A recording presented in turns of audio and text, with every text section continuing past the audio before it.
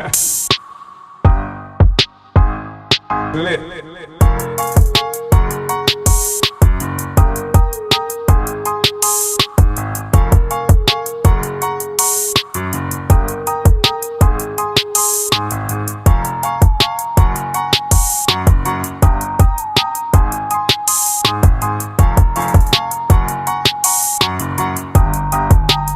Giving go my soul.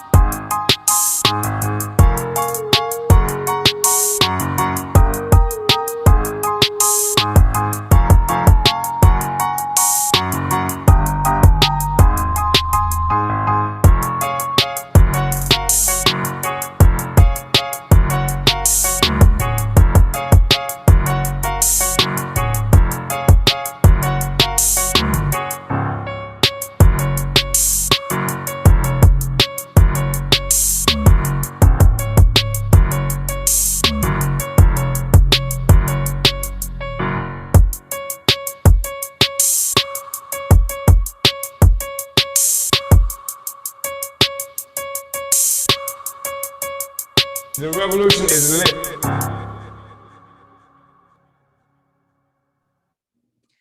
Uhuru comrades, and welcome to today's Omali Taught Me Sunday study featuring Chairman Omali Yeshitela. My name is Akilia Nai, the Director of Agitation and Propaganda for the African People's Socialist Party, as well as your MC for this morning. Today's study is highly important, and we encourage you right now to invite your friends and family to participate. This week, Chairman Omali Yeshitela continues reading from the political report to the African People's Socialist Party's 2021 plenary titled African Workers of the World, Unite and Organize. He continues in chapter 3, starting at the subhead, the African Worker State, and you can also find these study materials in the Facebook and YouTube descriptions. Today also kicks off Black Power 96's Spring Member Fund Drive, and we're launching with Chairman's Omali Taught Me Sunday Study Show, which is aired on Black Power 96 Live. This morning, we have a goal to raise $2,000, and for the overall drive duration, we have a goal to raise $4,000 for our Black-owned community radio station. You can help the Omali Taught Me Show team reach its goal by going to blackpower96.org/donate right now and become a sustaining or supporting member. If you're a business, you can underwrite with our station or contribute a gift to some of our givebacks, for our givebacks for our donors. Black Power 96 Radio is funded by listeners. Keep your Black community radio station and African self-determination on the airwaves going strong. So again, blackpower96.org/donate. Make your contributions at any point during the show, and it will be going towards a $2,000 show goal for the Omali Taught Me Sunday study. So for today's study, in the first hour, the chairman is going to review the study materials, and in the second hour, we're going to open it up for you, our live viewers, to ask your questions. It's my honor now to introduce our leadership, the leader of the African nation and the worldwide African revolution, Chairman Omali Yeshitela. Uhuru, Chairman.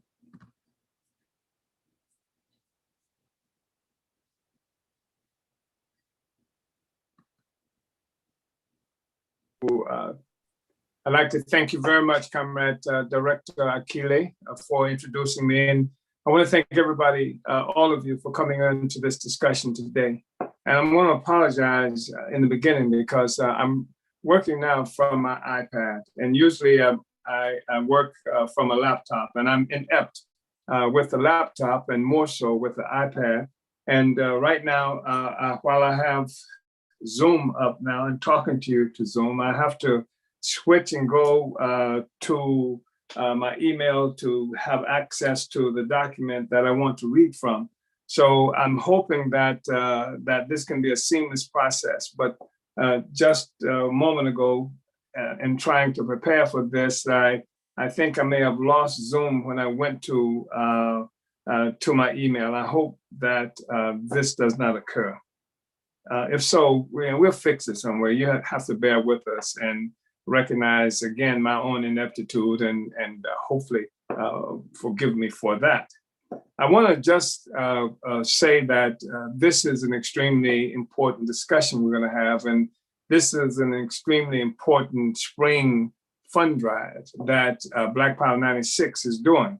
And Black Power 96 is an all-African radio station that we have access to as a movement, as a party. And we have to raise money to keep it afloat. And this is part of the burden of being self-reliant, of responsible for our own future, responsible for being able to take care of ourselves. That's exactly what it has to mean, that we have to do this. And I know it's difficult in some ways because we've just come out of a Black is Back webinar on yesterday, which is an extraordinarily successful webinar.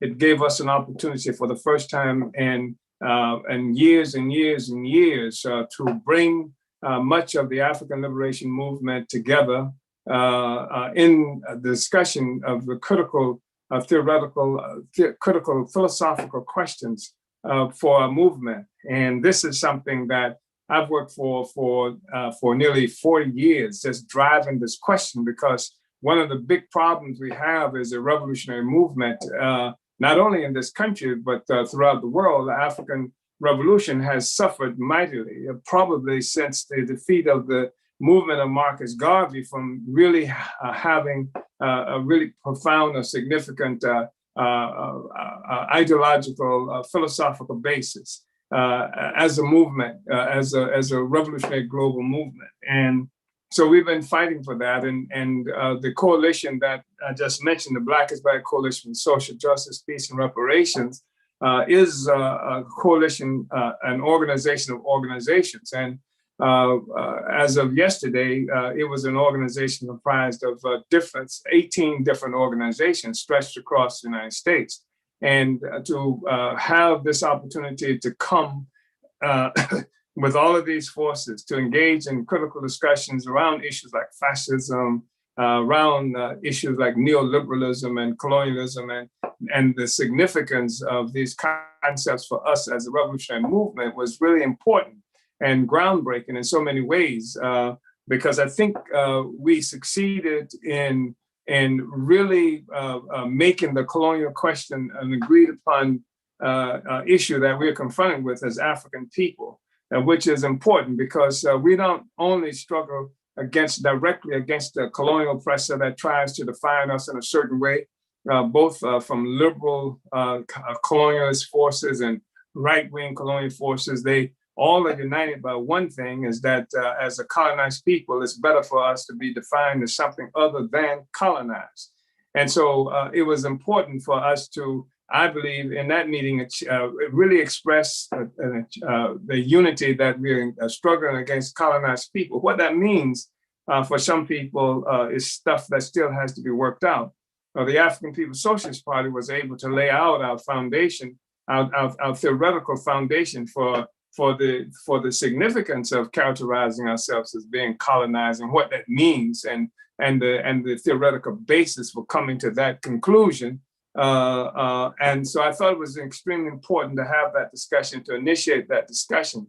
So people, I know you made contributions there. I know you donated to the coalition, and then I know also that we engaged as a movement in this incredibly significant political campaign for the elections of comrades T'Challa Masimba, who just came through the primary part of that election and came in third out of 6 candidates, and Kalambai Andanet, who will be going into the general election of early April. And we having to raise money, and you will have to be donating to that too. And here we are today asking you to donate $2,000. And that's exactly what we need. We need at least that $2,000 to be donated today, because again, this Black Power 96 FM, 96.3 FM, this is our station in the sense that it's open to the African Revolution. It's available to the Uhuru movement, and therefore it's our responsibility to try to keep it afloat. And people who love this or appreciate this discussion that we have on Sundays, despite the ineptitude that I'm going to probably demonstrate within the next couple of minutes, I'm calling on you to donate the $2,000 that we need to make this successful and do it as quickly as you can, because that means that I can stop and we can stop making this pitch and begin to concentrate more on the political education that we're supposed to be dealing with. So it's $2,000 that we want to raise today. And what this means, of course, is that raising this money allows the African community to have our own radio station that allows the African community to define the program, that gives the opportunity to our community to get experience in audio engineering and other aspects of running a radio show.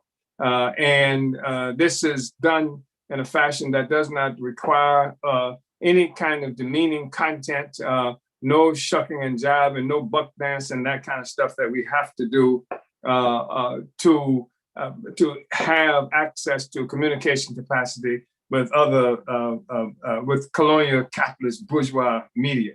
So you can donate by simply going to blackpower96.org/donate.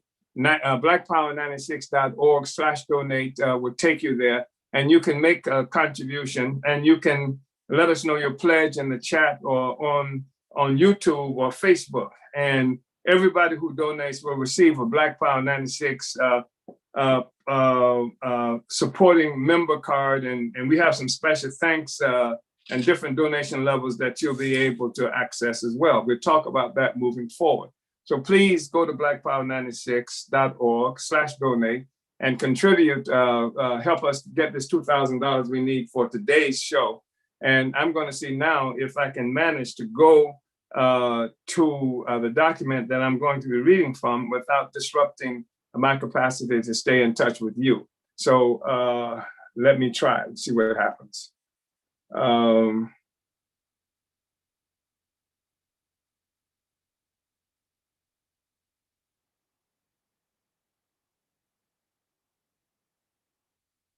So if in fact you can still hear me, Comrade Akile, could you just sort of text me and let me know that, or anybody can text me and let me know whether or not I'm being heard?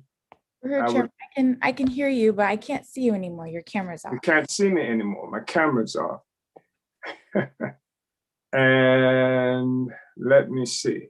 I can see, okay, I can see my mic here, but I cannot see my camera.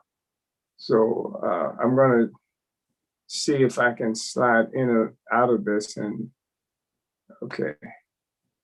So here's my camera, right?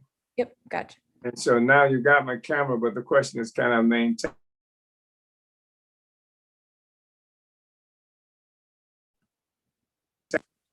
To make this presentation occur. So, and I warned you before, comrades, have I lost the camera again? Yes, it looks like every time you go to click out of something, we lose the camera. Yeah. Well, I'm going to start. I don't know how right now to deal with this, but I do think it's important for us to get into this discussion, and I will be able to, I know how to get back to the Zoom anyway. So, but I think it's important for us to try to have this discussion. Can you access comments from other people during this process? Does it prohibit you being able to access comments or anything else right now where we are? No, I can access. What we've done is like on last Sunday during the study, we were quoting from the 2017 political report to the 2017 plenary of the African People's Socialist Party. And we got to this section in the political report of this political report, where I was quoting from 2017, and we thought it was important because in the 2017 political report, we said something about what an independent and free Africa would look like, what a African workers state look like. And so we had quoted extensively from that, from I think a chapter from that political report in 2017. And we had stopped on page 40, where we were going to be looking at comments made by Leswan, who was the Secretary General of the Communist Party of Vietnam. This was a presentation that he made in December 1976, barely a year and a half after this incredibly long battle that the Vietnamese people had gone through, first with the French colonists, who they defeated in 1954, only to have to fight the United States government that took up the war against the courageous people of Vietnam to try to keep them enslaved. That's a struggle that went on to April of 1975. And so it was a long, bloody struggle of colonized people fighting for national liberation, but fighting under the leadership of a revolutionary communist party. And Leswan was the Secretary General of that party. And he's talking now about independence. He's talking about colonized people achieving independence and under the leadership of a revolutionary communist party, advanced detachment, the revolutionary working class movement. And of course, the Vietnamese ran into extreme difficulties because they had fallen into this contradiction that's imposed on us by Marxism. That does not help us to understand. That does not help us to understand fundamental questions around the relationship of colonialism to the struggle for our freedom. So what I'm going to do is I think I'll read from the hard copy. I didn't know I had access to it before me, but somebody smarter than I came in and dragged it up for me. I'm going to try to read, I will read from the hard copy. And perhaps, and now you're stuck with having to look at me while I do this. So I'm going to go now to this discussion by Comrade Leswan. And as I said, this is something like a year and a half after the success of the Vietnamese Revolution, which was a struggle for national liberation, but that was effectively led by a revolutionary working class party, the Vietnamese Communist Party. And so just had this extraordinary, great expectations for the possibility of what freedom would look like under the leadership of a revolutionary party, as opposed to what we've seen happen in so many other struggles, and particularly in Africa, where we thought independence was supposed to represent freedom, and the working class people never had any kind of benefit from that at all. In fact, you look at all over Africa, you see what we call neo-colonialism, where the colonizers just changed his face and couldn't lead and colonize and control us directly. So use indirect rule that we refer to as neo-colonialism. So here's what Leswan had to say as the representative of the struggle for national liberation movement that's led by the revolutionary working class and organized in its own advanced detachment. So this is now on the worker state. Leswan was Secretary General of the Communist Party of Vietnam, with the responsibility of delivering the political report to their fourth Congress in late December of 1976. In his political report, Leswan spoke of the possibility of the socialist worker state after the conquest of national liberation. And I'm quoting Leswan now. Now that our motherland has recovered complete independence, national independence and socialism have become one. And, that's incredible. I mean, they engaged in this long struggle, which is what we have to be involved in, but at least they understood they were involved in the struggle for independence. And that's part of the thing that made the discussion that we had on yesterday in the Black is Black Coalition so important, because we're saying that the struggle that we're involved in, when we talk about fighting against colonialism, it's not racism by another name that we're fighting.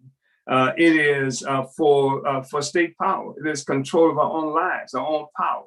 And that the thing that helps to distinguish the African People's Socialist Party from some of the other organizations, that we know that we're talking about a fight for the conquest of power. We're talking about, when we define colonialism, it's not, again, racism by another name. We fight a colonialism. We're talking about the foreign and alien domination of our people being dominated by a foreign and alien power for economic and political benefit. And that's what it's all about. And so to fight against racism, it means changing people's mind and changing people's hearts and things like that. But the fight against colonialism presupposes that the struggle is to have independence, to be free. To be self-governing people. That's what we are about in the African People's Socialist Party. That's why we're having this discussion. Of course, the discussion we had within the Black is Black Coalition Forum on yesterday was something that was new to many people, but certainly it's not new to you and the party and the Uhuru movement and people who've been a part or supporters of our movement for many years. And this political report and all the other things that we talked about is representative of our ongoing struggle, and not just talking about theory in some kind of purely abstract way, but we say African internationalism is a theory of practice. And so we're talking about how to help inform people to engage ourselves practically in the struggle of ending the misery of our people. And that is something that we need a particular kind of organization to make happen, the kind of organization that Leswan was a part of, the kind of organization that actually fought the French and crushed them in Dien Bien Phu in 1954, and then crushed the US military power, the greatest military power on earth in 1975, and achieved an independence under the Revolutionary Party, and faced the limitations that's imposed on all of us because it had not been understood by many people up to now, the limitations of an assumption that we can achieve socialism or communism, if you will, as long as the prevailing political economy of the world was capitalism. That this idea that somehow you can fight and win your socialism or your communism and your little island, while the whole capitalist system rests upon this foundation of colonialism, not just of you, but of much of the world. That has proved to be problematic for many of us, and that has helped to expose one of the contradictions that Marxism has provided for us. Excuse me. So Leswan has said that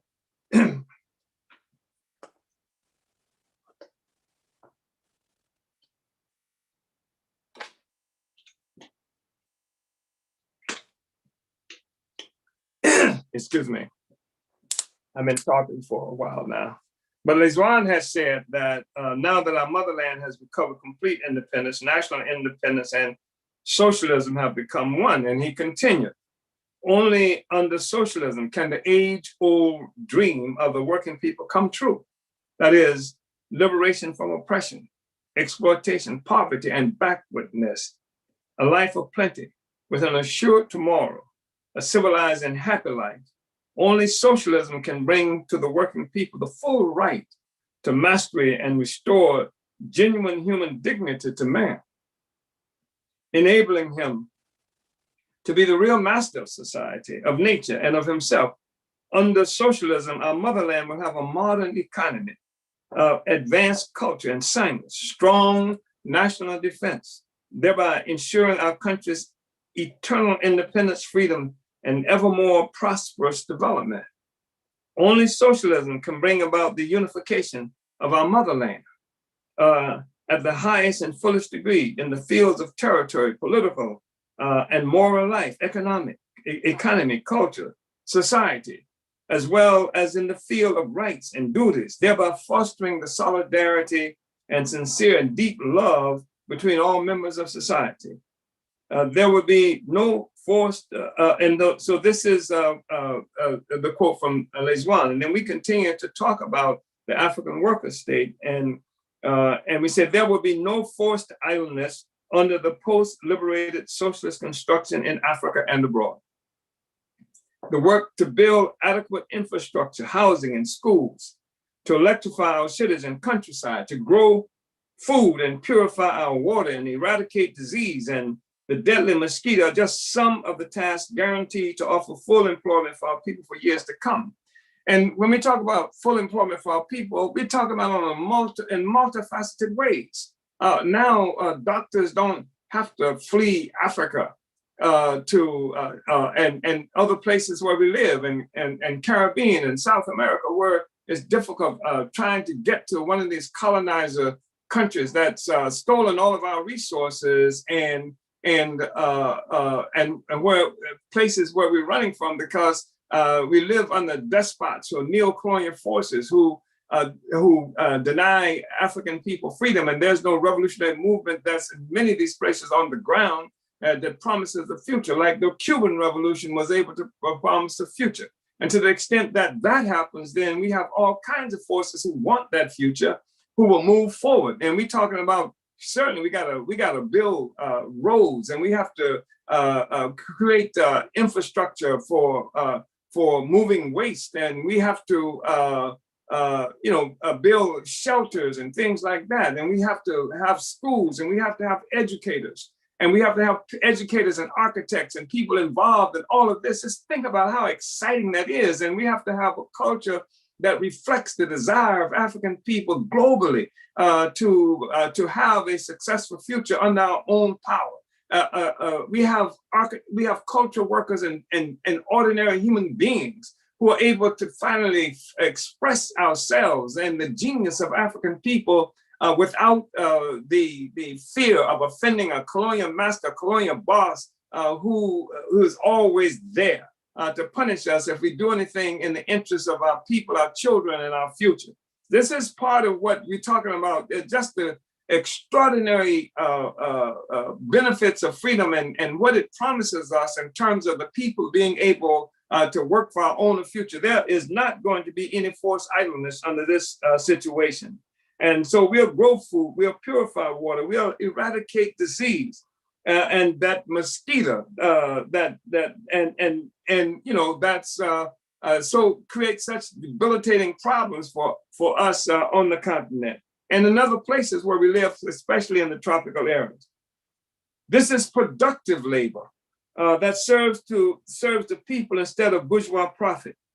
This is productive labor that cannot happen under colonialist capitalism that grinds down and demoralizes the worker and humiliates the African colonial subject. I mean, even if you got a job, if you're in the US or if you're in England, or if you're in one of these other Caribbean, one of the Caribbean territories where all your work is providing services for white people who, tourists and whatever, tourist-based economy where you even get taught in the schools how to be good servants, or if you are in the United States, if you do have a job, then you have to leave your community, which is already devastated by colonial poverty and things like that, no real production. Then you go, if you get a job, you go and produce in the colonizers' community. So your work at building houses, never houses in your community, it's houses in their community. Your work doing anything contributes to their development and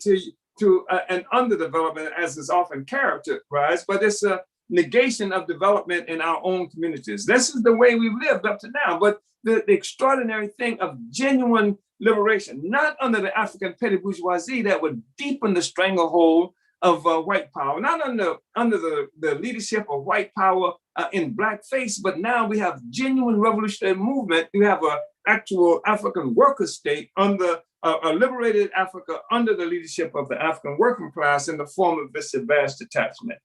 So capitalist production functions on the base of stolen lands and peoples. It is production that only pays workers and toilers for their ability to produce, never for what we do produce.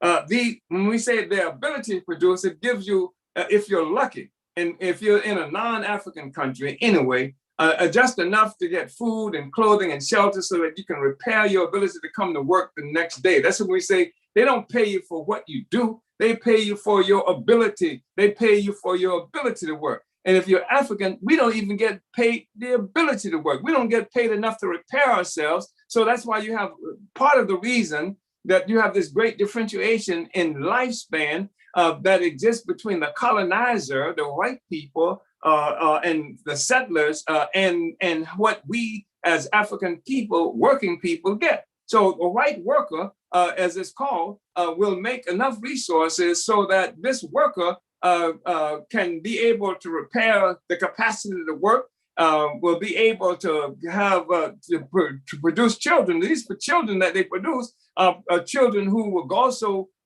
be workers for the bourgeoisie, for the ruling class. But for us, we don't even get enough for that.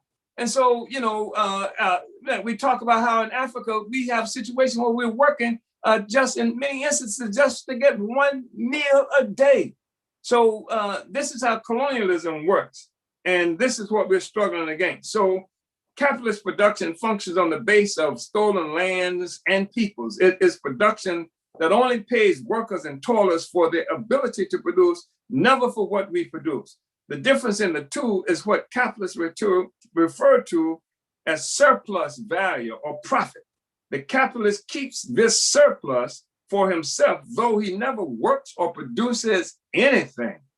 The African worker state can only come into existence by the workers destroying the colonial base of capitalist production, replacing the oppressive state of colonial capitalists and transforming surplus value into social wealth to provide for the well-being of society. Social wealth. So this thing that they call surplus, this the value, this thing that they call profit is stolen value, stolen from the labor of the working class. And then what we are saying is under socialism, the workers own and control the means of production. And there's this thing that they call surplus now goes to the collective benefit of the workers. How does that happen? Of the whole society. How does that happen? That means that this is what pays for the free healthcare that we get. And it's not really free because working people make it happen. The education that we get, that's called free education. It comes as a consequence of this surplus value that's being stolen from us that goes to the ruling class, to the colonial capitalist system. This is what it's all about. This is what genuine socialism looks like, where the working class now has access and control over the value that we create for ourselves. Socially created value now becomes socially owned value. And that's what we talk about when we talk about socialism. Whereas under capitalism, you have socially created value, and then you have privately owned value. So people come together socially to create wealth, but the wealth is owned privately by people who don't do anything to create wealth. This is the difference in what exists now and what it is that we are fighting for.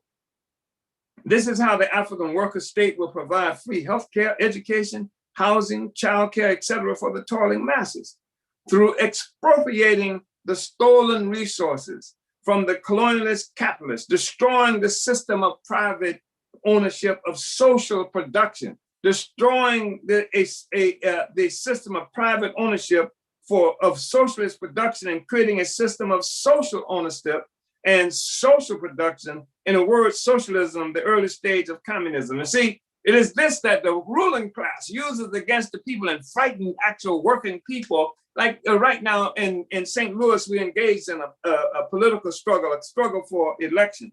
And one of the Negroes who we are running against has spread this lie. That's a common white nationalist, white capitalist, colonial capitalist lie that we are socialists. And what that means is that they want to take all your property and own your property, and you don't own your property anymore. Yeah, we do want to take the property. We want to take the property from the colonial ruling class, from the colonial capitalist ruling class, that who controls all the wealth. We want to take that wealth that belongs to the people and return it to the people. That's what the capitalists, that's what the socialism does.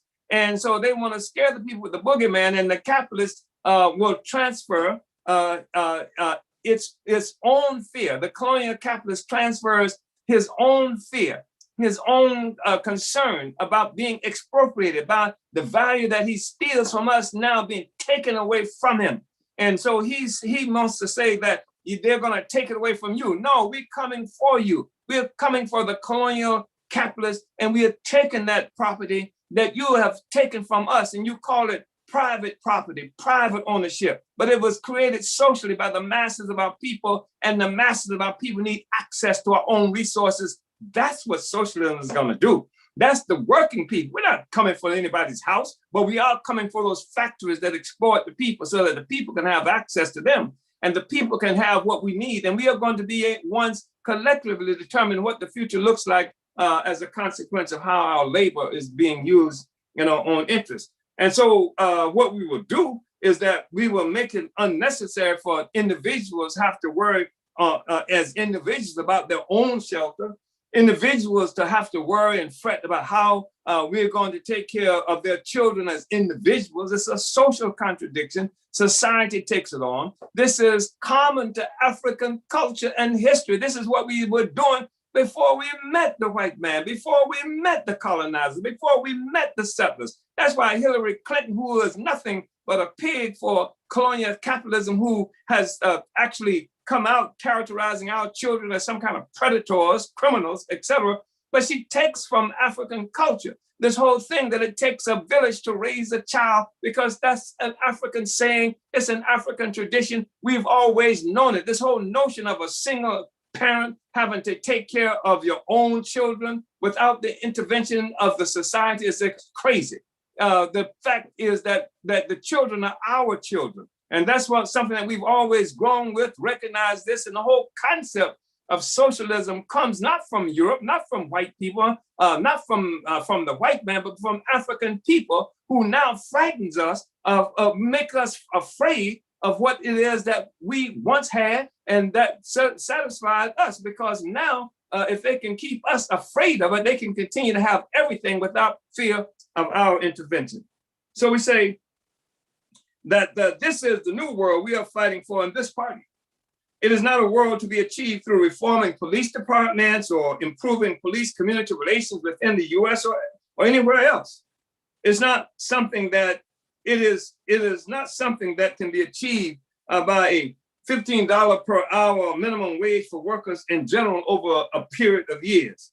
We will have to make a revolution under the leadership of the advanced detachment of the African working class, guided by the advanced theory of African internationalism, to initiate the world free from economic slavery and colonial oppression. This is why we must fight to put revolution on the political agenda for our people again. This is what Leswan was talking about, and this is the end of the quote from the 2017 political report. But it's a statement of the kind of society that we are fighting for, fighting to achieve, so that the people and the working people can have possession of our own future in our own hands, can construct the future in our own hands, to take away all the barriers preventing that from happening. Barriers that include the control of our resources, control of what it is that we produce, control of our wealth, the control of our lives, the prisons, the jails, and the horrible kinds of educational system. They call it education. I think Carter G. Woodson had it right when he talked about the miseducation of the Negro. We can begin to possess our own brains. And this is an absolute necessity if we're going to have the future that we need, which means that we have to help the people move from fear and superstition and all those other kinds of things that's used against us by our colonial oppressors. So we look at chapter 4, which is really important, and I want to go into that. And even as I go into that, I want to call on people here to really contribute to the Spring Fund Drive that Black Power 96.3 is involved in. And go ahead and make your contribution. We gotta raise $2,000 today. That's what this show has to do. And this is what helps to guarantee that we'll be here next Sunday and the following Sunday, and that we can have a radio station that serves African people. You won't get this kind of discussion on any of the colonial commercial radio stations. So go to Black Power 96.3/donate. And did I get that right? blackpower96.org. Go to blackpower96.org/donate and donate that $2,000 if you got it. And if you don't, donate whatever you can toward that goal. So chapter 4, we talk about fracturing the colonizer unity. The colonizer is the white people. And I like to use the term colonizer because it's more effective, it's more meaningful, because you talk about just white people, it places the struggle in some narrowly understood and narrowly defined racial category. This is not about race nationalism, this is about the national liberation of oppressed African people. And in order to be free, we have to fight against colonialism. Colonialism is a political and economic construct that has been imposed on the lives of African people, and that our oppressors work to obscure from us so that we don't understand what it is that we're fighting for. And we can get trapped into this notion that somehow just fighting against the white man, in quotes, and fighting with the assumption that somehow the black man is all good and the white man is all bad. And the truth of the matter, that's probably true. But the fact is that it is a reality that is contextualized by the fact that that African people are dominated by hostile and alien national entity, that our whole people are. And that's what white power is. That's what the colonial state is. And white people are colonizers. All white people are colonizers. And what we do when we characterize this struggle as a fight against colonialism, we give these white people who are colonizers, we can't change them. We're not asking them to go out and get jerry curls or grow fake afros or spend a lot of time on sunbears like Donald Orange Trump does. We are saying that you can betray the interests of a colonizer. You can go against the colonizer. You can go against this arrangement that we have, and you can support and give solidarity to the struggle against colonialism, because this is the system that holds up all oppression, not just mine. It holds up your oppression too, chump. You up here fighting to keep me down. And it's part of what keeps you down is the fact that you're trying to keep me down. And they use what they do against me as a weapon that keeps you living in a substandard situation yourself and keep you afraid and keep you separate from the mass of humanity, because you become custodians for the whole colonial enterprise of resources that they stole from everybody else. These immigrants that you're afraid of, these are people who are chasing their own resources. When they come here from Mexico, when they come here from Guatemala, when they come here from Haiti, when they come here from Africa, it's our resources. They see this stuff on TV. They might not know that what they're looking at in terms of that computer is coltan that's killed millions of African people in Congo, that's been stolen from Congo to put into that community. They want that computer. They want the resources that come there. And what they might not know is those resources are resources that's stolen from us in the first place. So we got Africans chasing their own resources coming to the United States. This is the immigrant question that we are talking about, that white people are now fighting against the immigrants. But this is what keeps the whole system up, that not only oppresses and African people, Mexican people, the indigenous people in the worst kinds of way, but this is the system that all the other contradictions revolve around. So if white women don't have freedom, it's this colonial white power system that's responsible for it, stupid. And if you have a situation where the white workers don't get what they should be getting, it's because this colonial capitalist system is responsible for it, even though under this arrangement, now you get more than anybody else does. An average white worker in the United States make more than anything that approximates a middle-class African on the continent of Africa. The thing is that this system holds up this thing holds up this rotten system that you say you're opposed to. You say you're opposed to war. You say you're opposed to the ongoing degradation of the environment. If you are, then it's white power that does that. You unite with black power, which is a negation of white power that offers the liberation of African and other people around the world, and central to the freedom of humanity is the struggle against colonialism, and African colonialism is most intimately connected to white people here and around the world. So on chapter 4, page 41, fracturing colonizer unity. In the wake of the resistance following the police murder of George, that is the unity of the white colonizer. In the wake of the resistance following the police murder of George Floyd in Minneapolis, Minnesota on May 25th, 2020, the Solidarity Front of the African People's Socialist Party held extremely successful protest demonstrations among the white colonizer population. During these months, more than 10,000 demonstrations led or mobilized by African resistance were held, and thousands of white people, many of them whom had never taken a stand before, came out to make their voices heard. The Uhuru Solidarity Movement, or USM, held well-attended reparations rallies throughout the United States in May, along with several rallies to make Wall Street pay reparations. In October, Uhuru Solidarity Movement, or USM, held a national march for reparations to African people in 6 US cities. Even in the face of white nationalist political polarization revealed by Trump's election and the political atmosphere surrounding it, our party's strategy has begun fracturing the unity of the colonizer population, galvanizing many white people on the side of reparations under the leadership of the African People's Socialist Party. In January, the Uhuru Solidarity Movement held an important organizing conference, that is Building for the Public Reparations Legacy Conference, slated for June 2021, targeting white people with access to colonialist-generated social wealth. This work by whites from the colonizer nation functions within our structures and under our direct leadership in the form of the African People's Solidarity Committee and USM.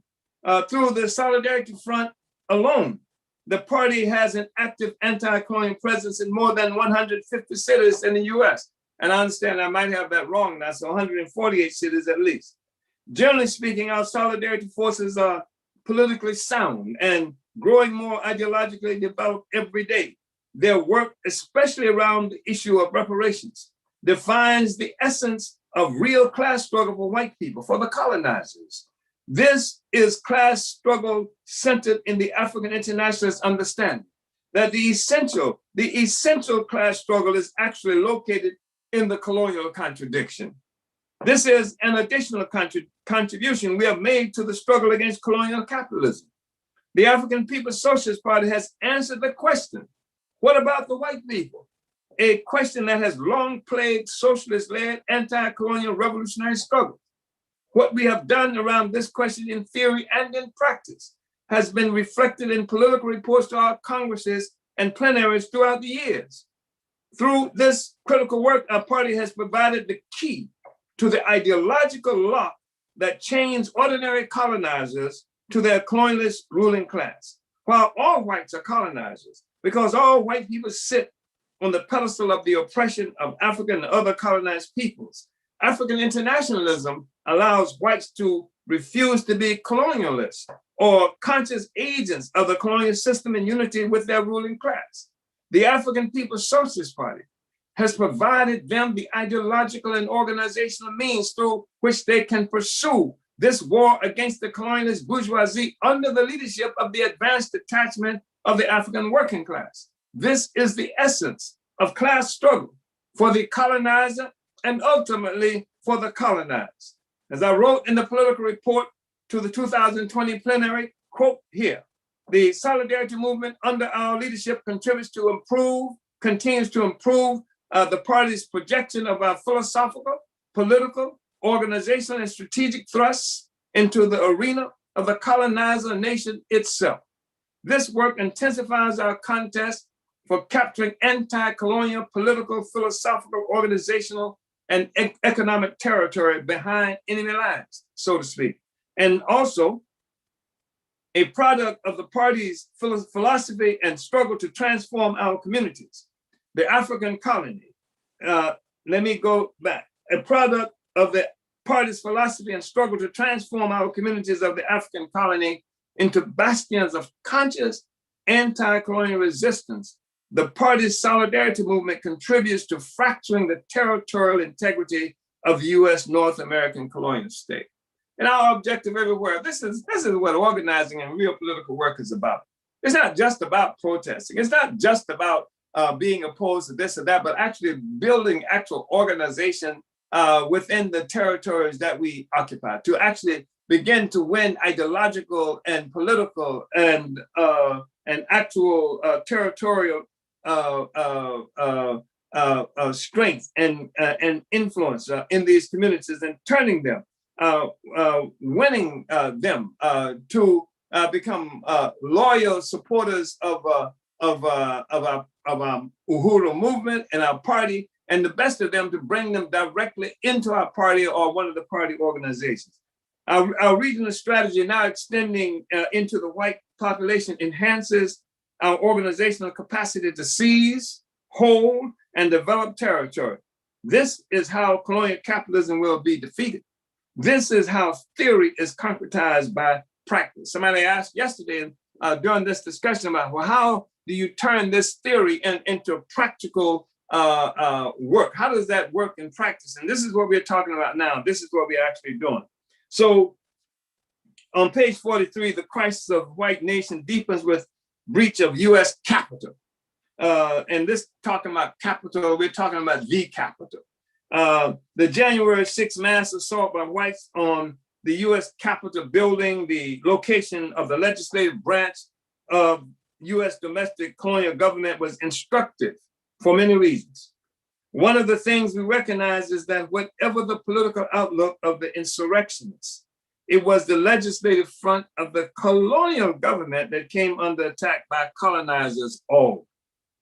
The government under attack is a government that attacks Africans and the colonized all the time, regardless of which colonial party is formally in power. So, you know, there was this thing because these colonizers who attacked the Capitol were supporters of Trump and the so-called Republican Party. But the fact is that the government that's under attack right now is one that attacks Africans and the colonized all the time, regardless of which colonial party is formally in power. Whether it is the party that Democrats like Kamala Harris and Joe Biden and Barack Hussein Obama function from, or people like Bill Clinton and Hillary Clinton, or the party of Donald Trump and McConnell. It's the same ruling class. It's the same government. And that government's attacking us all the time, regardless of who's there, regardless of what happened on January 6th. On January 5th, that government was attacking African people. On January 7th, that government is attacking African people. And even as they send out these paltry so-called stimulus checks to people in order to keep the economy afloat, that government is still attacking African people. So the case, the government under attack is a government that attacks Africans and the colonized all the time, regardless of which colonial party is formally in power. The ease with which they were able to capture the seat of Congress was due in part to the fact that they were of the colonizer population. And the US colonial capitalist state is geared primarily to oppress the colonized, not the colonizer. But the colonizers who attack the Congress are among the millions who are at odds with the status quo, apparently represented by two ruling parties and the governing institution through which they wield power.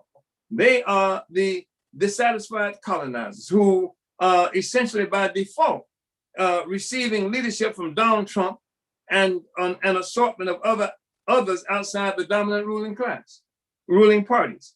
They are colonizers who are also colonialists, conscious of the threat posed by the rise of the colonized peoples globally and within the US itself.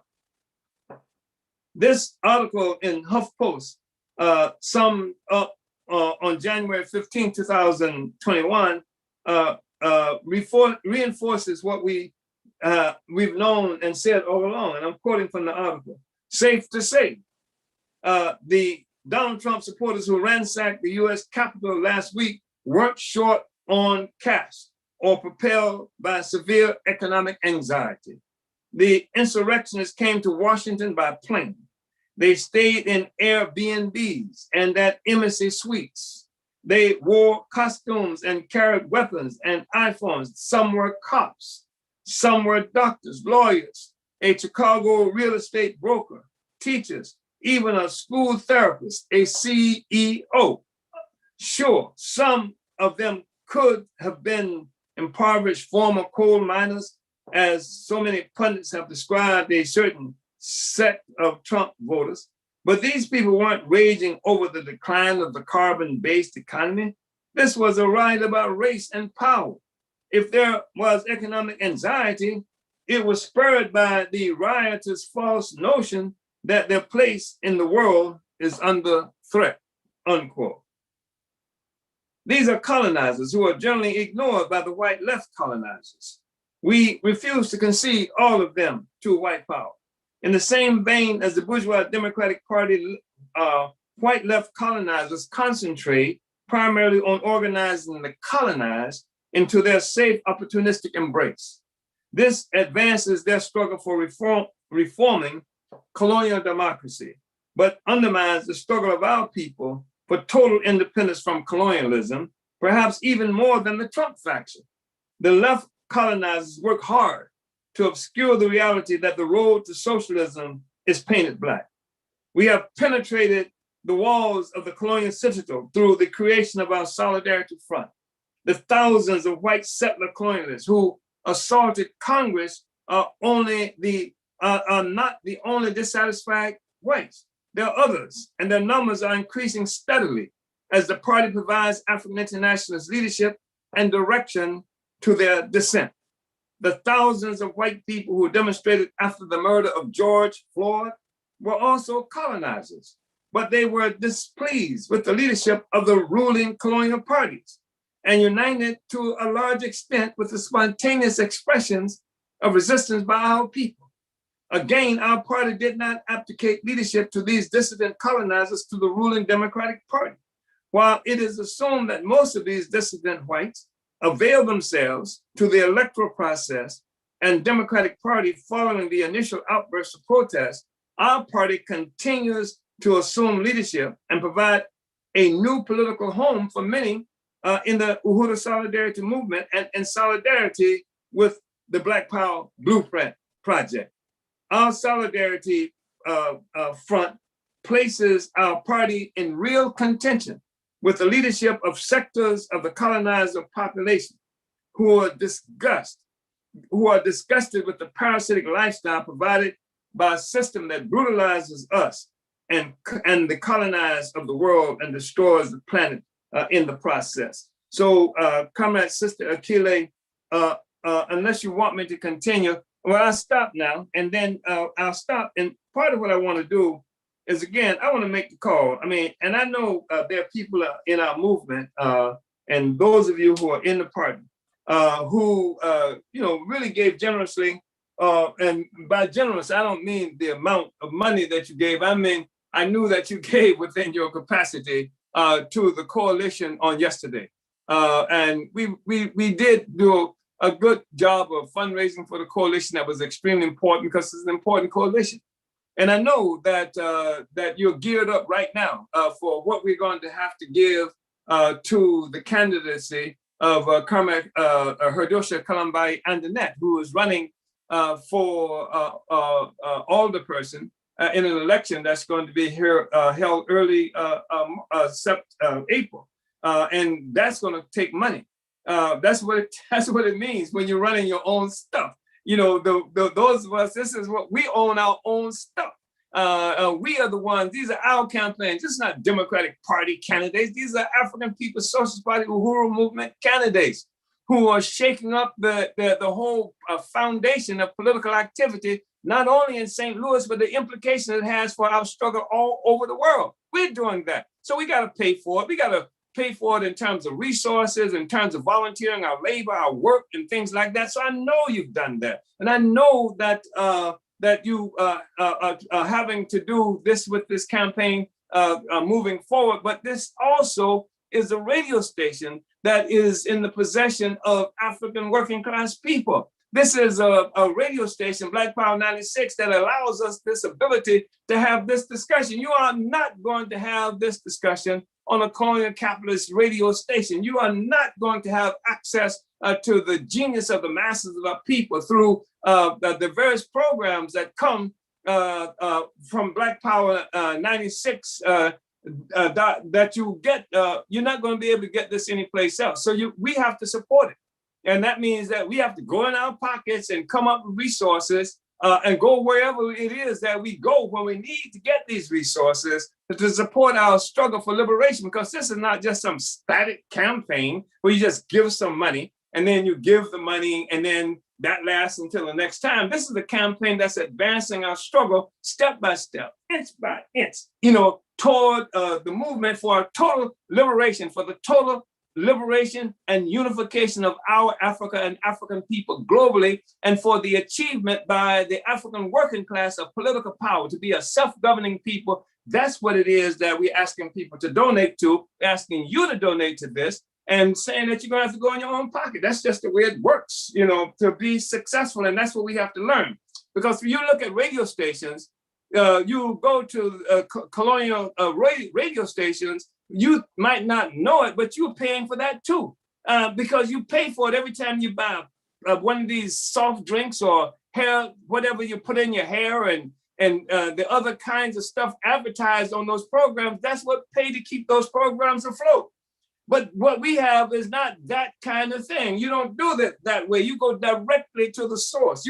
We coming directly to you and say, we want you to consciously, not unconsciously, support some bourgeois medium that you don't know you're supporting by listening to it, because they're going to send you out to the mall. They're going to send you to all these other places to spend your money. We say we want you to make a conscious decision to support your own freedom by supporting your own radio station, because Black Power 96.3 is the radio station of the African working people. So go to blackpower.org.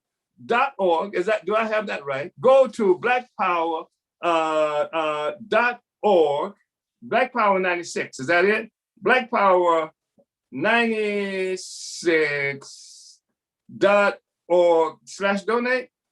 Is that right? Yep. Go to blackpower96.org/donate, and you can go ahead and send the $2,000 right away. And then we can go ahead and finish the rest of this discussion. So I want to thank you and turn it over to you, Comrade Director Akile. Uhuru. Uhuru, Chairman, thank you so much. I really want to appreciate this study. So many people in the comments are really appreciating you laying out what, a socialist state what it looks like, because, we've only experienced the capitalist state up to now. And, capitalism defines what socialism is.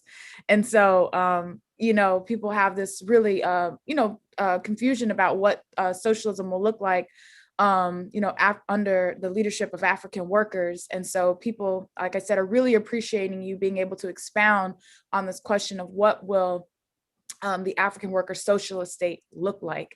And, goes right to, even the discussion we were having last week about what a liberated Africa will look like. So just want to appreciate you, Chairman, so much. And I do want to recognize and just say, announce that we are at about the halfway mark for this study. And we're also over the halfway mark for the show goal for today. We've raised so far, we've raised $1,145, Chairman. So Uhuru. So remember, we have a $2,000 show goal, and I will be announcing, recognizing some of those donors in just a second. I do want to acknowledge where people are viewing from. We have San Diego, California, St. Louis, Missouri, Oakland, California, Battle Creek, Michigan, Detroit, Michigan, Lakeland, Florida, Philadelphia, Pennsylvania, South Carolina, Richmond, Virginia, Kuwait, occupied Azania or South Africa, Boston, Massachusetts, Columbia, Missouri, Pinellas Park, Florida, Pittsburgh, Pennsylvania, Brooklyn, New York, Houston, Texas, Fort Myers, Florida, Rockford, Illinois, Deltona, Florida, Gainesville, Florida, Maryland, Delaware County, Pennsylvania, Hayward, California, St. Petersburg, Florida, Seattle, Washington, Grand Rapids, Michigan, New York, Kenner, Louisiana, Charlotte, North Carolina, Atlanta, Georgia, San Antonio, Texas, and Hempstead, New York. So huru, comrades, everywhere you are tuning in from, thank you so much for tuning in with us this morning. And a reminder that this is the start of the Black Power 96 Spring Member Drive. Black Power 96's goal is to raise at least $4,500 between now and March 20th. And the Omali Taught Me Show team has a goal to raise $2,000 today. And what your donations go to support, the chairman has already talked about this, but just to remind you that it goes to support keeping the station on the air, the Black community having our own radio station. We define the programming, we give opportunities to our community to get experience in audio engineering and other aspects of running a radio station. This is ours, it belongs to us, and this is why we have to contribute as much as possible to our radio station. The ways to donate and pledge, you can go to blackpower96.org/donate and let us know your pledge in the chat on YouTube or on Facebook. And everyone who donates will receive a Black Power 96 supporting member card. And we also have some special thank yous for different donation levels. So I'm going to ask our engineer to help bring those give backs up on the screen so we can show you what you get when you become a supporting or sustaining member today. So if you donate $25 today or more, you will get a pocket-sized bottle of hand sanitizer with the Black Power 96 logo. So not only are we keeping, clean, social distancing during this pandemic, but you also get to now, rock your Black Power 96 merch while you're, getting your hand sanitizer. So keeping our community safe and repping our favorite radio station, Black Power 96. So you get a pocket-sized hand sanitizer. You can put it on your keychain, and that's with $25 or more today. You'll get that hand sanitizer. And the next slide shows what you get if you become a sustaining member. That's a monthly donor at any level, whether it's $5, $10, $25, $50 or more. If you become a monthly donor sustaining member, you will get the People's War Campaign logo pin. These enamel pins are really beautiful. You can't get this pin any other way.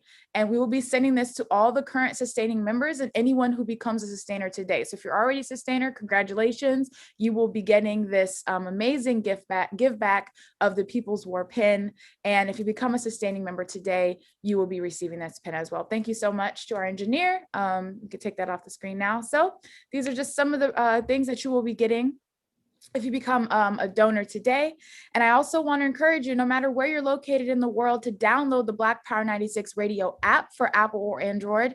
You can just go to your Google Play Store, your Apple App Store, type in Black Power 96, where the first thing that pops up, go ahead and download that app, because you can listen to Black Power 96 no matter where you're located. So you don't, while we might be broadcasting in St. Petersburg, Florida, and shout out to assistant station manager and the world's best blind DJ, DJ Eddie, who is currently engineering right now in St. Pete, making sure that people can hear this Sunday study today. But while we're broadcasting out of St. Petersburg, Florida, no matter where you are, you can listen to Black Power 96. You can listen to your favorite shows. You can listen to Chairman Omali Yeshitela during the Omali Taught Me Sunday studies. You can hear the greatest music from Africans all around the world by downloading that app, Black Power 96. So I want to recognize those who have donated already today.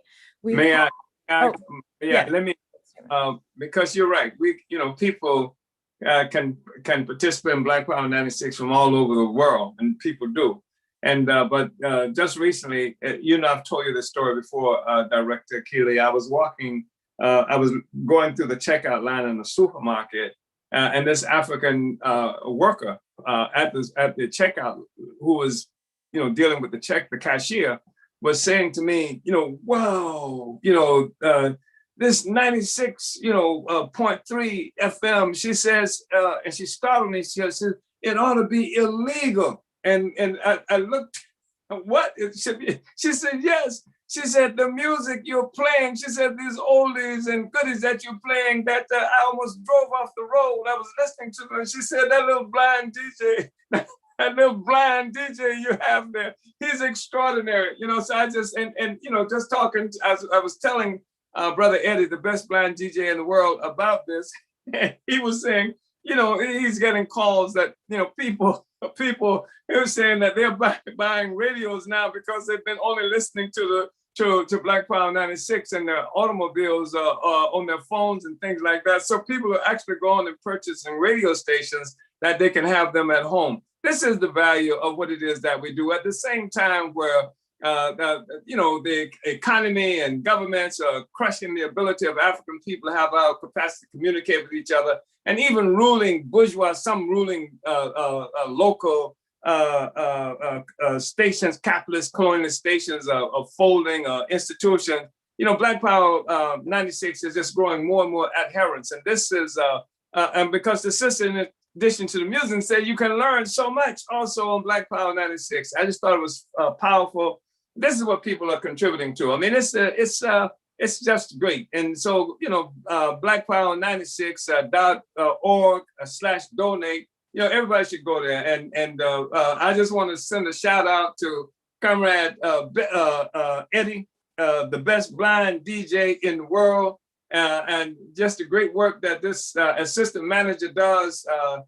He has become, you know, in many ways, the face of Black Power 96.3. It's hard to turn on that radio and not hear some expression of the presence of Eddie Mosby, the best blind DJ in the world. So, you know, y'all should go ahead and you know, donate. blackpower96.org/donate. Go there now and give the rest of this $2,000 so that we can listen to what the people have to say, and I won't, you know, be intervening in this discussion so much as I am now. Uhuru. Comrade Akile, I'm sorry. Yeah. No, Uhuru, thank you so much, Chairman. That is, you know, it's absolutely right on. I mean, the feedback that we get from the community in St. Petersburg, Florida alone about the significance of this radio station, especially in a situation where this city, just like everywhere Africans are experiencing being pushed out, forced out of our communities. And, you know, Black Power 96 representing this beacon of hope and, you know, African self-determination. So really appreciate that. And just want to say we're up now to $1,240. We have $760 remaining to raise. If you've got that $760 right out, go ahead and contribute it to blackpower96.org and we can cut the pitching short. But we have $760 to raise before this study is out. So I just want to acknowledge comrades who have donated. We had Comrade Jackson with $5, Uhuru Comrade Jackson, Comrade Janice with $50, Uhuru Comrade Janice, Comrade Malik, $100, and also says Uhuru, thankful for the airplay Black Power 96 is giving to my band Mollywop. Uhuru. Comrade Sandy in the Seattle area donated $100. Uhuru, Sandy. From an anonymous donor gave $5 out of Gainesville, Florida. We have Robert, who also donated $5 and said Uhuru on the website. We have Comrade Matum, who donated $100, longtime supporter of Black Power 96. And he says, my support for 96.3 FM radio station is self-determination and a revolutionary stance. Uhuru, Comrade Matum. We have Comrade Kitty, who's donated $35. Uhuru, Comrade Kitty, and says, Uhuru, saluting all the incredible programming of Black Power 96. This is what the future looks like today. Uhuru, Comrade Kitty. We also have Comrade Penny with $30, Uhuru, Comrade Penny, chairwoman of the African People's Solidarity Committee, and said, saluting Chairman Omali Yeshitela. We have Comrade Molly, who donated $10 and says, knowledge is power, power to the people. Uhuru. We have Comrade Diane, who donated $10 today. Uhuru, Diane. Comrade Desiree, who donated $20. Uhuru, Desiree. We have Comrade Temba with $100. Uhuru, Comrade Temba. Comrade Stephanie donated $40 today and said, Uhuru, I appreciate this radio station and all the programming. We also had some pledges come in from Comrade Johnny X, who donated $25. Comrade Ikenge, $25. Comrade Chimaranga, $25. Comrade Malika, $20, and Comrade Umanifa, $25. Comrade Zoe with $100, Uhuru Zoe.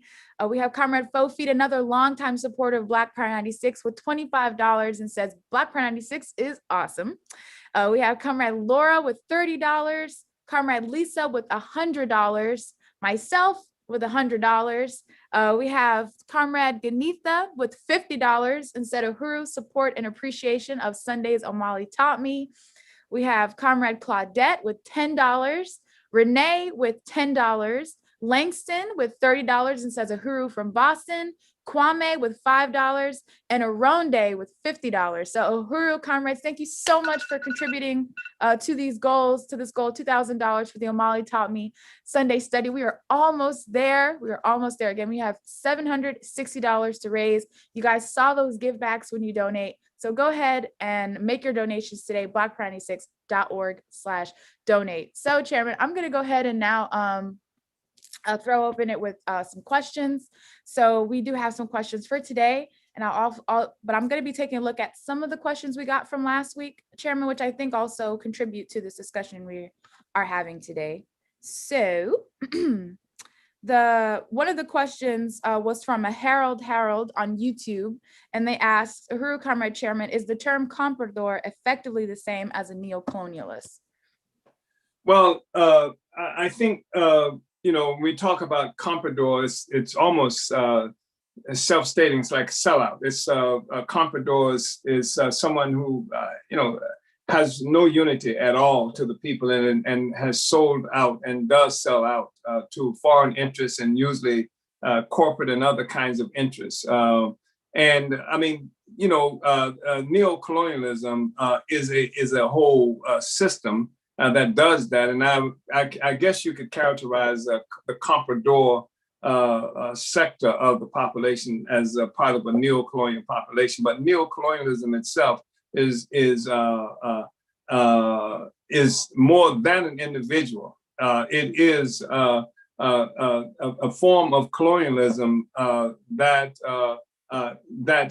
has shared its obvious face, but it's the control of the economic control of the economy. And you can have a comprador, it seems to me, who functions with selling out our resources and betraying the interests of the nation, of the people, who can function. I guess. I mean, obviously, the similarities are obvious there. I don't want to get involved in splitting hairs on that. I think that the comprador class, if you will, is very much a class of neocolonialists. Uhuru, thank you, Chairman. Again, that was from Harold on YouTube. That was the username. So the next question came from Comrade Kundai in Huntsville, Alabama. Comrade Kundai asked and said, Uhuru, thank you for reviewing this profound political report with us again. I was reviewing the video of a Sunday study from 3 years ago. What will a liberated Africa look like? When you talk about expropriating the expropriators, how will that look like in terms of the currency? They control that now. So under socialism, how will we determine that currency? Or will it how will we determine that currency, or will it no longer exist? And what will money and or currency and trade look like under socialism versus communism?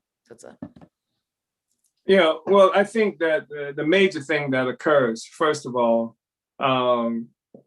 is not just a matter of currency. It's a matter of the working people ourselves becoming the owners of the whole system of production and own and control the means of production. The working people do this. And it means the whole system now changes its function and changes its character. And much of what we see in terms of currency and who will control the currency immediately after revolution, it's people have made predictions. I mean, they thought that, that we won't need money, but there are some things that are going to be held over. It's going to be held over because no system comes into existence absolutely new. It will bring some of the old with it And part of what the process of revolution has to do, that's one of the reasons you want to have the worker state, to have state power, is that you use that power to eradicate much of what existed in the past that doesn't work to the interests of the people. As you know, when you talk about currency and money, it is simply a symbol of value, so that it makes it unnecessary and by way of trade for if somebody, people don't recognize it clearly because of commodity production disguises the relationship that people have with each other. So when you go to a supermarket and find yourself buying, something as horrible as milk, there's no cow there. There's no farmer with the cow. So one doesn't necessarily recognize the relationship that one has with that farmer. We have a relationship with that supermarket, with that milk there, and it removes the evidence that we are engaged in a relationship with each other in this whole process of production. There are people having this relationship. And part of what the workers coming to power is to eliminate this mystique of the commodity production. That's what production for profit or production for the market is called. Production for the market, production for sale. That's called commodity production. It's not production for people's use. I mean, use is part of it, but it's mostly a production for sale. And that's what capitalism provides, a production for sale. So at the point where we remove the basis of surplus value, the basis of profit and things like that, and the workers come into control of our own resources, then the significance and the meaning of money begins to change. And we begin to recognize this relationship we have with each other. I remember, and I've said this a number of times, enough so that people who are in this discussion are probably tired of hearing me saying it.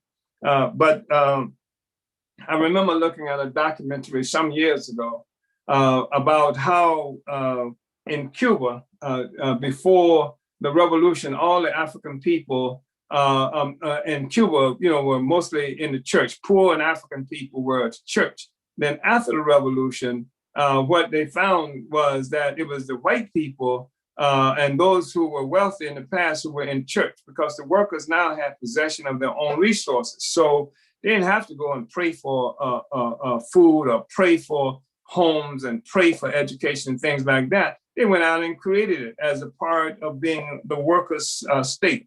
And that's what we want to provide too for the people, so that we remove these obstacles that stand between the people and our resources and access to the resources. The other thing is that the African Revolution is going to be fundamental. The world economy will never be the same after the African Revolution. Africa is a central force in the whole world in terms of capitalist production. That's why you see now a convergence in Africa, even greater than before, of all the capitalist powers, and it's an escalated conversion. And every would-be capitalist, every hustler on the make, from Turkey to China to England to Canada, all these forces now congregated in Africa to be able to take these resources from Africa. Well, the point is that's because Africa is central to the whole capitalist production process, to all the wealth that is located there. Virtually every mineral, I've forgotten the percentage of minerals that are there that's necessary for the success of the capitalist production that occurs today. When African Revolution occurs, it's going to disrupt the entire world economy.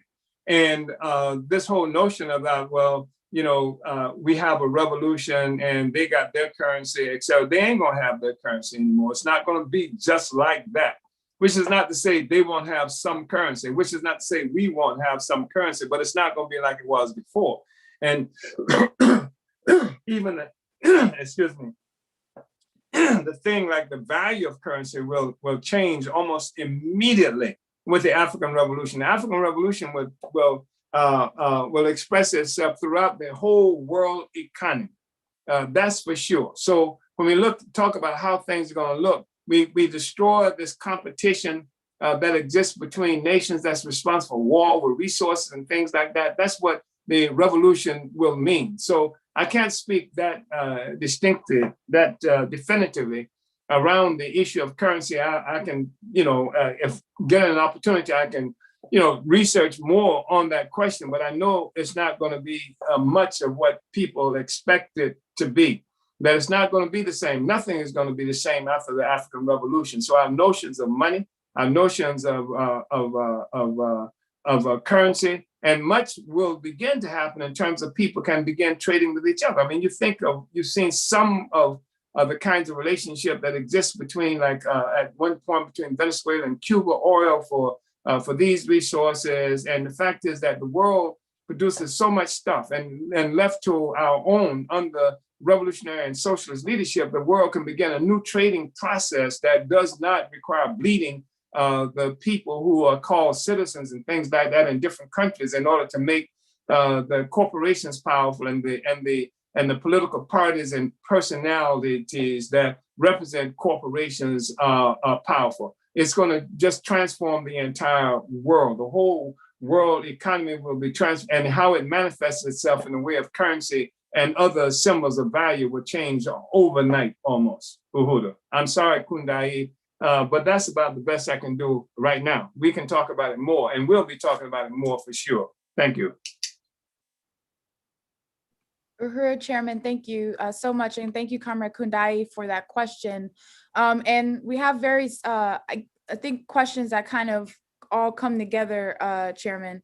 So, and I don't know too if we did have a question from a couple of weeks back about this whole thing about blockchain technology. And did you do you want to give me a week or so to look at that? I really honestly have not investigated that. It's something that's been in the back of my mind. I've been curious about it, and I've been aware that this question has been raised, and I just haven't had any time to look at it. I've seen opinions about it. I've seen people say things about it, but I want to look at it so that I can, try to participate in the discussion, in an informed manner.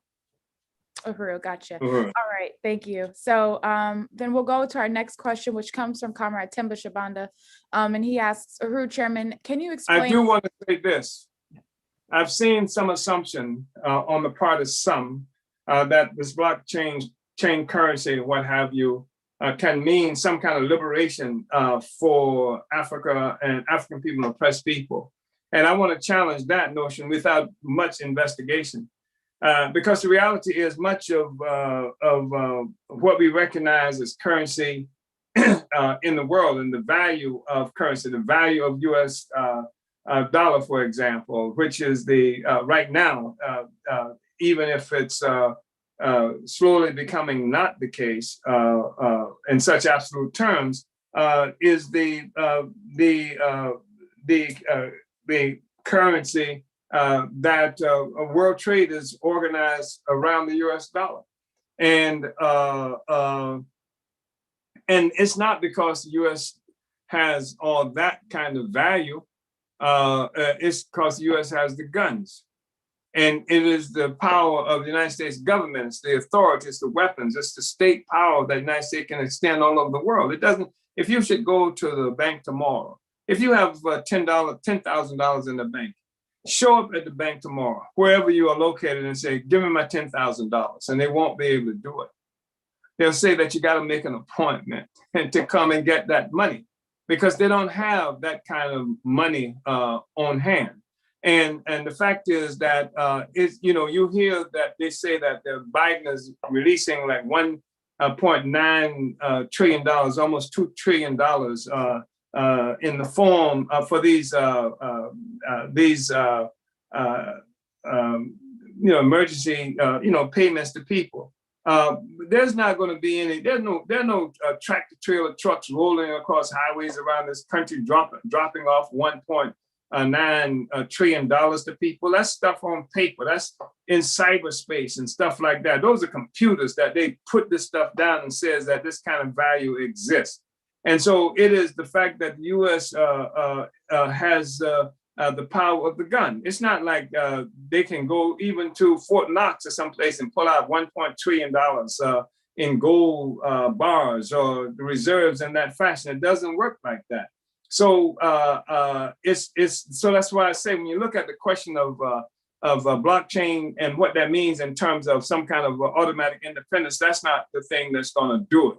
Well, I want to look at it and see what it means, what have you. Anyway, so I can understand it and have a more intelligent discussion about it. And I probably said too much already from ignorance in terms of what blockchain thing is, but I do know what the power of U.S. imperialism is, and how that's the backbone of the value and the currency is the gun, it's the weapons, etc. Other than that, right now, I don't know how much debt of the United States government is owned by China in particular and other countries. And by now, if it wouldn't come to something almost like all-out war, the China would call that debt in. And it may happen at some juncture, depending on how China grows its own influence and what have you. But the U.S. China doesn't do that. And China's in a very hot contest with the United States globally right now. The United States is doing all kinds of stuff to try to destabilize, undermine China, creating, spreading spurious kinds of lies about China, what China is, and how China is oppressing this group, oppressing that group, and how China, the COVID-19 is the China virus, and this kind of stuff that they're spreading. And it's an ongoing process of war that's being made against China. How they've even arrested Chinese business people, had them arrested in China, in Canada, and trying to destroy Chinese corporations inside the United States. So this hot contest that's going on. And at some juncture, already it is likely that the Chinese economy has outstripped the US economy, even though they're saying it's going to happen, a little later on, but it's probable that it's already occurred. And so, as China grows its own capacity, and as the United States continue to push it into a corner, we may see a development where China will consider itself strong enough or having enough advantage to be able to start calling in some of that debt. And that's going to be an interesting kind of situation in terms of how the value of U.S. currency is in the world, and whether or not the U.S. can even. People suggest that Chavez, Gaddafi, among a couple of the victims of people who were organizing and moving in a way, along with others who were part of, I've forgotten now what the term used for them, but a group of countries trying to create a basket currency as opposed to having the US being Russia a part of them, a part of being the dominant currency of the world, China, one of them. So it's an interesting situation that's unfolding right now. And the value of currency and its significance is something that is increasingly up for grabs. And the power of the African Revolution, which is the really outstanding requirement for advancing the future of the planet. Our being organized, our pulling the African Revolution together, our seizing power over our own resources is going to be fundamental to what currency looks like, and etc. Uhuru. I know it's a real long-winded kind of response. Comrade Kundai and Comrade Director, but Uhuru. Uhuru, Chairman, thank you so much. I know that that's a big question for a lot of people today, so it's going to be really exciting when we do go into it further. But I just think that, already this analysis that we can say through African internationalism, is really profound. So thank you, Chairman. And so I do want to acknowledge some more of our donors before we get into our next question. We have Comrade Diana with $50, Uhuru Diana. We have Comrade Deputy Chair Omali Yeshitela, who is also the president of the African People's Education and Defense Fund, which Black Power 96 is a project of. And she donated $100, and her comment was, Uhuru DJ Eddie, we love you and all you bring to African people through the work and the power of music. So Uhuru Deputy Chair. Thank you so much. Deputy Chair, you're supposed to recognize you're donating to Omali Taught Me show. And I just want you to recognize that. So you probably got to give another 100 or something to keep Omali Taught Me on the air. And DJ Eddie, don't let that go to your head. As DJ Eddie would say, talk slow. Talk slow, talk slow. Talk slow. Uhuru, thank you, Deputy Chair. Comrade Maureen donated $200. Uhuru, Comrade Maureen, thank you so much. Uhuru. We have Comrade Damon with $5. Uhuru Damon. We have Comrade Ali with $50. Uhuru, Comrade Ali. We have Comrade Diop with $75. Uhuru, Comrade Diop, thank you. Comrade Diane donated earlier, but also resumed their sustainership. So they have, that brings up with an additional $40 today. So Uhuru, Comrade Diane, thank you so much. We have Comrade Helen with $25. Uhuru, Helen. We have Comrade Nyindu with $25. Uhuru, Nyindu. We have Comrade AG with $100. Thank you so much, AG. And the APSP Southern Region has pledged $50 today. So Uhuru, comrades in the Southern Region, and Comrade Kobina Bantashengo, who is a Southern Regional Representative for the party in the US. So Chairman, that brings us to $1,960, only $40 left to reach the $2,000 goal. And we still have some time left. So people can $40, that's it. That's two people making $20. That's one person making a $40 contribution. And we can go over that goal, by the way. We have no qualms about going over the goal. So we are at $1,960, $40 left. Somebody go ahead and just do that right now so we can come back and, you know, just close out that we've done with that. So let's do that while we go ahead and answer this next question, which comes from Comrade Timba, who asks, Chairman, can you explain surplus value and how would that surplus be used in socialism and communism in comparison to capitalism? And I also mentioned that they donated $100 for BP96 FM radio. Uhuru, the party is everything. So that is Comrade Timba's question. Uhuru, Comrade Timba, yes. This whole issue of surplus value, I said some things about it already in Political Report and some things about where this so-called surplus value will go.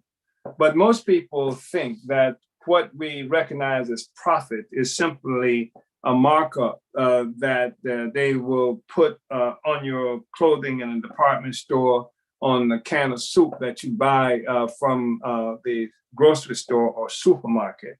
That's what we come to understand as profit. And surplus value is profit, but it's not something just like that. The fact is that when we live in a world that is a capitalist dominated world, which means that everything that is produced is commodity production. It's produced for sale, and that it means also that it's based on wage labor. And it means that who are the producers? The working people are the producers. And when we go to work, and I use as an example, if we're working in a factory, a table factory, and it's a relatively modern table factory, and people in that factory build tables and sufficient enough so that people are capable collectively of building one table per hour. In fact, each worker contribution to this process constitutes a table per hour. So if you've got a situation where the workers, where the tables are being sold for $100 a table, and you've got workers who are working, and it takes them an hour to make that table, and the workers themselves are only getting paid something like $10 or $15 an hour, even if you give them Bernie Sanders type wages. And collectively, they make, say, 8 tables a day at $100 a table. That's $800 that they would have created because that's how much it's going to be sold for. But the workers will not get paid $800. They'll get paid the $15 per hour. I don't know what that translates into because I don't count that well. But 8 times 15, somebody say, what is that? And that's what they'll get paid. So they don't get paid for what they created. They don't get paid for the value that they created. They get paid for the ability to create that table. What do we mean by the ability to create that table? It means that they get enough to pay rent most of the time. They get enough to get food most of the time, and clothing, and to keep themselves repaired to that extent. In most of the capitalist countries, you will find in the colonial capitalist countries, you will find that they'll also get enough for a couple of 6-packs. They might even get a flat screen TV, because that becomes part of what the bourgeoisie is willing to give people to repair their capacity to come to work. That's what they're giving. They're paying workers to repair their ability to come to work. So the worker is not getting paid for what was produced. The worker is getting paid for the ability to produce, and the ability to produce is quantified by what it takes for that to happen. The food, the clothing, the shelter, et cetera, and sometimes entertainment that helps to prepare the worker so that next Monday, that worker is going to go back to work again for the bosses. The workers never accumulate capital. It's only the bosses that goes and can accumulate more and more capital. So the difference in what is paid to the worker and what is produced, with the exception of what might go into repairing a machine or keeping the machines updated and things like that, the difference is what they call surplus value. It's value above and beyond what the worker is actually paid. It is value that's where the profit comes in. That is the profit. It's not the 15 cents or the retail that you pay for something at the supermarket for a soup, or the little extra money that you pay for clothing at the department store. But all of this surplus value, it goes to the bosses, and it goes into the machinery of capitalism. And the workers have to pay taxes with that. The workers have to pay rent with that. The workers give all these resources back to other, the streams of capital go back into the social system, and the worker makes barely anything. That's what we're talking about when we talk about surplus. And I hope I did some kind of justice to that enough, at least Comrade Timber, so this issue of surplus value is better understood. Uhuru. Uhuru, Chairman, thank you. Thank you so much. And thank you to Comrade Timba for the question. And also he commented to your last question, well, not question, but when you were talking about specifically like the blockchain, cryptocurrency kind of stuff, he said that I think you answered that question amazingly. Let me say that Comrade Timber, there's this ongoing contest between workers and the bourgeoisie. The objective of the colonial ruling class is to get as much work from the work as possible. Is just get much more work from the worker, and then pay as little as necessary. More work means fewer breaks, sometimes no lunch hours, or just a few minutes for lunch, that kind of thing. This is an ongoing process, and the workers are always trying to get more of the value of their labor back by fighting for shorter work days, for fighting for vacation time, for fighting for longer breaks, etc. This is just one of the ways that the worker is engaged in this ongoing struggle with the ruling class, with the capitalists, in order to achieve more value from the labor that's created by the worker.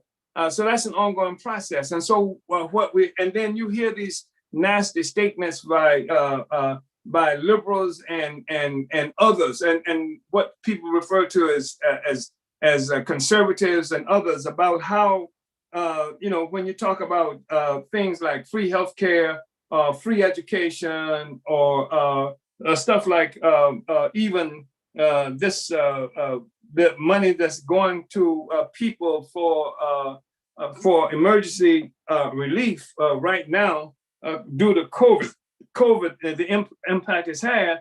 And they're talking about how, money is given, like to the people, and that's something wrong because the people, getting free this and free that. But the fact is that it's working people who create all the value. And so that's what we're talking about when we say the surplus. The surplus now goes to stuff like we have free education. The surplus goes to things, we have free healthcare. It goes to ameliorating the cost of housing and what have you for the masses of people. It builds houses for the people. It builds infrastructure for the people. This would be surplus, as they characterize it, going to the corporations and the rulers. Now this so-called surplus becomes a value that is social value that's owned by the people socially that contributes to our well-being.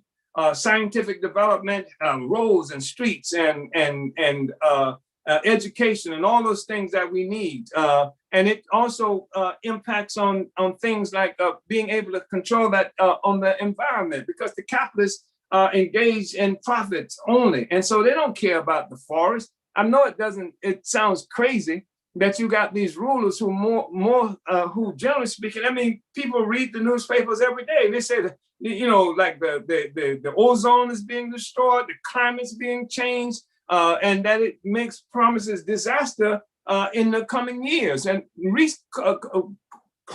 close by. But the ruling class can't help it. The force of the capitalist productive process itself, the fact that it's based on commodity production, that everything is for sale. So that's what they do. They produce to sell. They don't care about the environment or anything like that. Yeah, and so that's the difference in what happens under colonial domination, colonial capitalist domination, and what can happen under the socialist workers' state. Uhuru. Uhuru. Thank you so much, Chairman. So we have about maybe about a little less than 10 minutes left. So I want to go ahead and get to this next question, because it'll probably be our last question for today before I announce our totals and things like that. So this next question comes from Comrade Ngindu in Fort Myers, Florida. And he asked, could the chairman explain the terms politics and what's political? Could you speak to Africans on how it's more than just voting? That's his question. Yeah, Uhuru. Yeah, politics is more than voting. It involves just about everything that people are involved in. That's why we talk about economy, call it political economy. And the fact that is the stuff that we do to manage our lives collectively. It's almost everything that we are engaged in. It's politics. And by politics, we're not just talking about somebody going to a poll.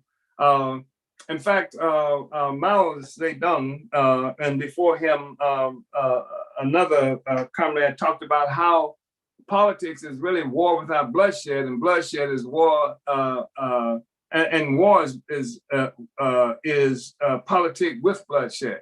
And it's an ongoing struggle that people are involved in to make our lives work for ourselves, and it's on every aspect. So it's not simply voting, and I think people make a mistake. That's sometimes when we talk about being engaged in politics, people automatically think we're talking about voting, but we're not just talking about voting. Revolution is political.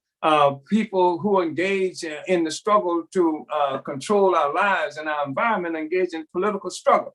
And sometimes people don't know it, and our responsibility is to help people understand that this is politics, that virtually everything that we're involved in is politics, it's political. And sometimes, again, people are ignorant of that fact. And because of our ignorance of that fact, we allow things to happen to us that we might otherwise be able to protect ourselves against, and might otherwise be able to project our own interests. Politics is the pursuit of our interests collectively, and our interests even as individuals within a basic social system. That's politics. And not just within that social system, because politics is also something that reflects the relationships of states with other states, of countries with countries, and things like that. And so it's more than just somebody going out to vote. There's nothing that you can do that does not involve politics. Uhuru. Uhuru, Chairman, thank you. And thank you to Comrade Nyindu for that question. So like I said, Chairman, we do have other questions and comments that we could get to, but I think it requires, some time and things that we don't want to rush. So I do want to just offer you this time, Chairman, if you wanted to say anything last, well, actually, no, let me go backwards. So actually, I'll acknowledge some of these last donations, and then I'll turn it to you to close before we go into announcements. So I want to shout out Comrade King, who is becoming a $5 a month sustainer to Black Power 96. So huru to Comrade King. We also have Comrade Cat, who donated $50 today. Huru, Comrade Cat. We also have Comrade Kundai, who's pledged $30 today. So huru, Comrade Kundai. And Comrade Abdullah, who donated $40 today. So thank you to everyone who's contributed. And you have made it possible for us to not only raise our $2,000 goal today, but we have exceeded that by $100. So we've raised $2,100 this morning. So huru, comrades, and huru, Chairman. Congratulations to the Omali Taught Me Sunday Study Show team. And you guys can keep the donations going by Black Power 96 Radio by going to blackpower96.org/donate. Tune into Black Power 96 24 hours a day, 7 days a week by downloading the app at Black Power 96 on your Apple or Android. And I want to just go ahead and show one final time, what you get when you become a supporting or sustaining member. So if we could just pull that up right quick. So if you donated $25 or more today, you will get this pocket-sized bottle of hand sanitizer with the Black Power 96 logo.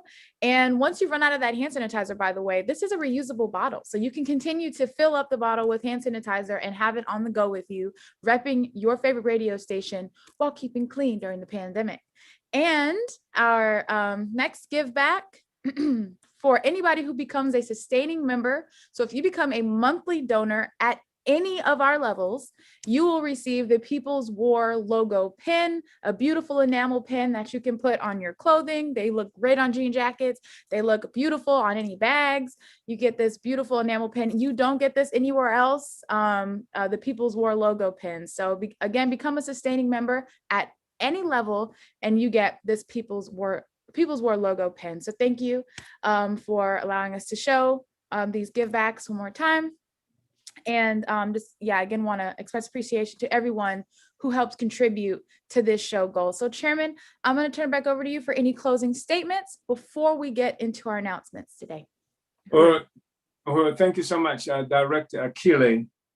And I just want to express my real profound appreciation for all of you who have contributed to our show on today, to our program, to the discussion Omali taught me. I know that what you've done is contribute to our struggle. That's what it is. And I think we have there's a growing body of people, Africans and others, who recognize that what this study and what this radio show, this radio program, this radio station itself represent is an advance of our struggle for freedom, for liberation. I think that's important. There are growing numbers of us who are aware of our connections to each other all around the world. And that's extremely important. And this is just one important institution of a global response to our oppression. We see that still occurring in St. Louis. It has been occurring. One manifestation of that, of course, is the election that we're still participating with Black Power Blueprint, the movement that we're building on the ground, bringing African working people into socialist, into actual conscious and participation in political life.